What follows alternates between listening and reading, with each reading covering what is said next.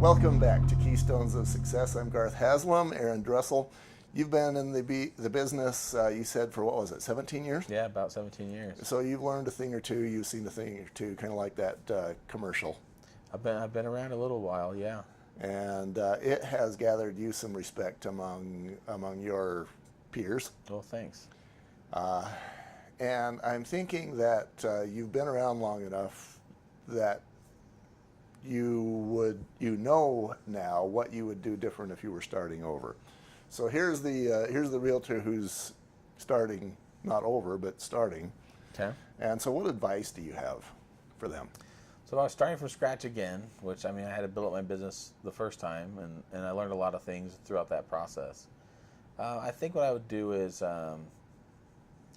if you just took me and dropped me into a place and I'm starting over, I would kind of look at different key relationships that I could start to develop.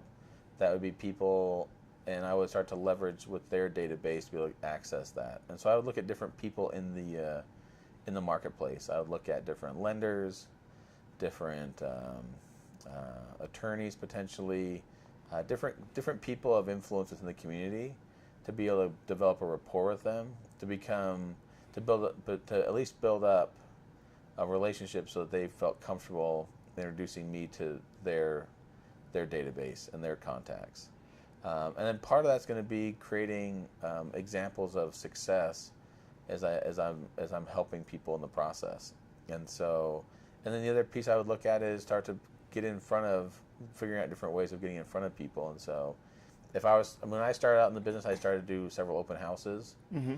I think what's funny about open houses is that people think the success of an open house is judged by the amount of people that come through the house in the window of time that they've allocated on whatever given day. Mm-hmm. So they'll say, look, we're going to do an open house from 11 to 1, and then their immediate decision is, well, the success is going to be directly tied to how many people come through the house between 11 and 1. I need to see 12 people. Yeah, if I see 12 people, then I'm more successful than the guy who only had 6 people. Or if I had 0 people, then that was a failure, and that was just a waste of my time. And what I found is that the key with an open house or whatever type of event that you're creating, it's the amount of effort that goes into it up front, and the different communication and contacts that go into what happens the week before that event. So with an open house, for example, I would spend time inviting people. I'd be talking to other people out there, and I'd be creating relationships with people as I'm using the excuse of the open house as the excuse for our conversation. And at the same time, it became other events too. Open houses were just one subset, but we created other events that were the excuse to create the conversations. Oh, that's awesome. So the open house goes from being an opportunity to meet new people to where it becomes an opportunity to solidify relationships and have them see you with your realtor hat on. Correct. Yep. And so you might put the bounce house in front, which might not be a good investment if you're just looking for new buyers, but it might be a good investment if you're just trying to bring your friends in and have them see you as the realtor. Yeah, because you think about it, like if you were to invite your 20 closest friends, Mm-hmm. how many of those people really want to come to an open house? Most of them aren't going to want to come to an open house. Right. Because if you're talking to them about the open house, they're probably not going to be. But at the same time, those are the people you really want to build a rapport with. And those are the people that you want to look at your friends and family and relationships to let them know about what you're doing. But at the same time, you can let them know about the open house and give the opportunity for them to invite their friends and family to come.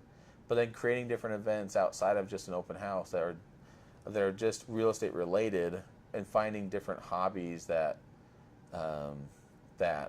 whoever is passionate about. So if I look at the things that one of the successful events that we created a couple of years ago is we did an event where we had a fitness day. So we had different speakers came on a Saturday morning that talked about fitness and nutrition and the mental game that comes into that play.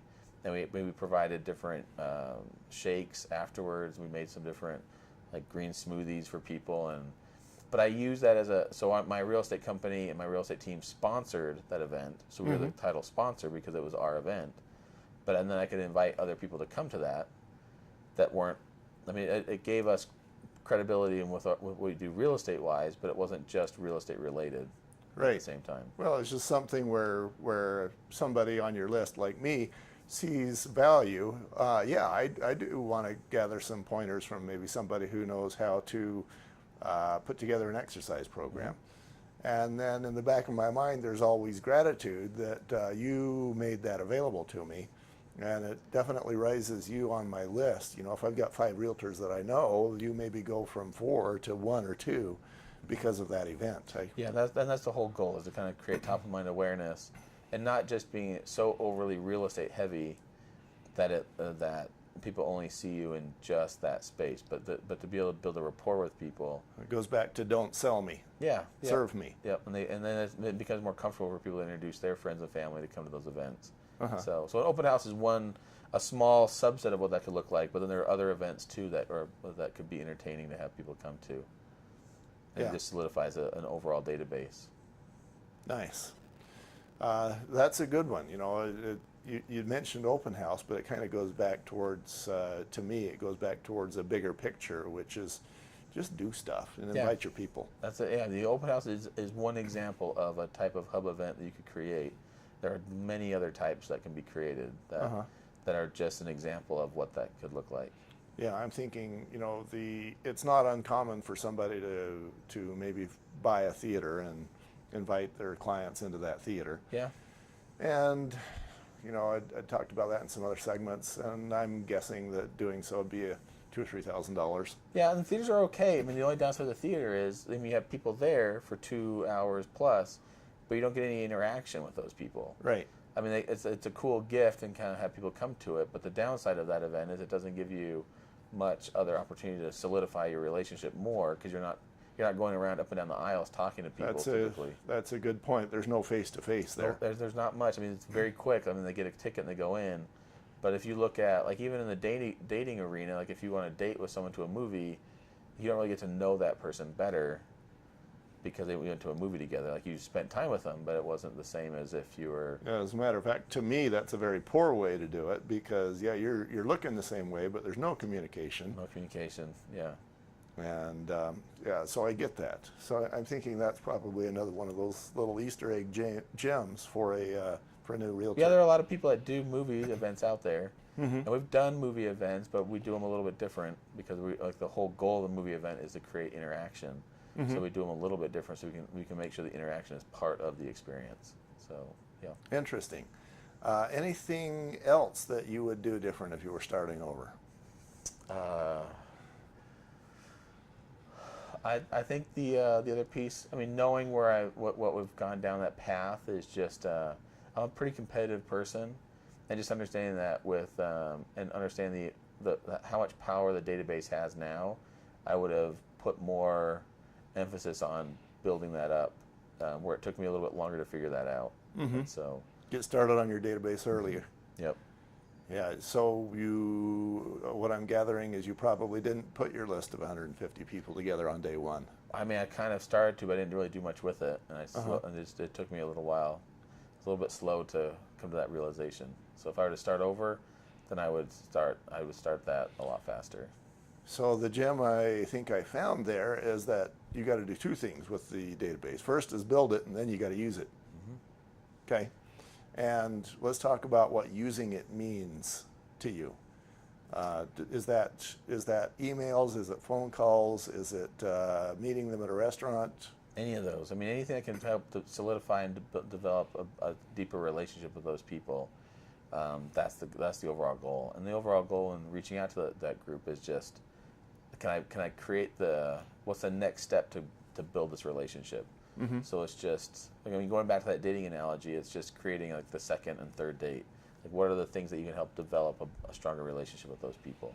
And again, going back to the 80-20 rule, you take, of that 150 people, there's 20% of those, 33, I think you said, that are going to be the most influential. And you take those 33, there's going to be 20% of those that are the most influential of that group.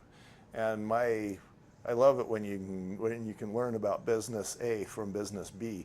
In my case, we're doing research on marketing this website.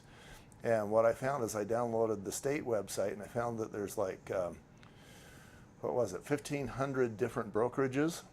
Probably. But yeah. I can make 60 phone calls to 60 brokerages and reach about half of the agents in the state. Probably, yeah. And 60 is a lot more manageable for me than 1,500. So that to me is a major part of our marketing efforts, and the same thing's going to apply for a realtor.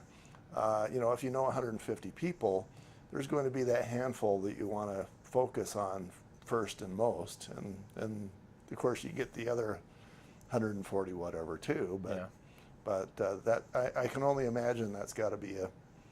Is that something that you've seen in your background? Yeah, in like the secret's not in the sheer volume; it's in the depth of the relationship. Right. So the stronger, I would take a small elite team of people over a large. It's the difference between like a platoon of people versus like a SEAL, like a Navy SEAL group. Mm-hmm. You have like if you were to have somebody go do a mission, would you want 100 soldiers, or would you take 6 Navy SEALs? Right. And so, it just depends. If you can have a specialized group that works together and that's all in a common, if you can create a tribe of people that are the best of the best in that space, that are going to become the best advocates that are out there, then all of a sudden that you'll have greater success. Yeah, and you can actually build those too. I'm thinking you can create a group of people who are passionate about the way you do business. Oh, definitely, yeah. And at the risk of patting myself on my own back, I think I've done that, which is why, I'm going to say 90% of realtors have never heard of me. But I do really well because the ones that I know, they just refer people to me, keep me busy, life is good, I don't have to do any marketing. Yep. We all want to be in that position. That's great. Yeah, and I'm sure that's the case for you. And there's a lot of realtors who've been around and succeeded, done things the right way. It's not like I'm that unique. It's just a good business model. Yeah. Okay, any other parting shots before we let you go, Aaron? No, I think this has been helpful, hopefully. The overall goal, we talked before in the very first segment, that when people get in the business, they start with a high attitude and a low aptitude. Uh-huh. And then they go through that first struggle, they start to get into a low attitude and low aptitude. But then the way to get out of that, and the way to ramp up your business, is to get a high aptitude, become better at what you're doing, and as you're doing that, your attitude comes back, and you start to end up with a high attitude and a high aptitude. So that would be kind of the key, is the better, just understanding that becoming better is not just a one-time deal. Like, you're constantly working to improve. It's a constant climb. If you're not climbing, it's not good. No, you're not going to be getting much better. The market's always changing, and so you just want to adjust with the market. Okay. Thank you, Aaron. All right, no problem. Thank you.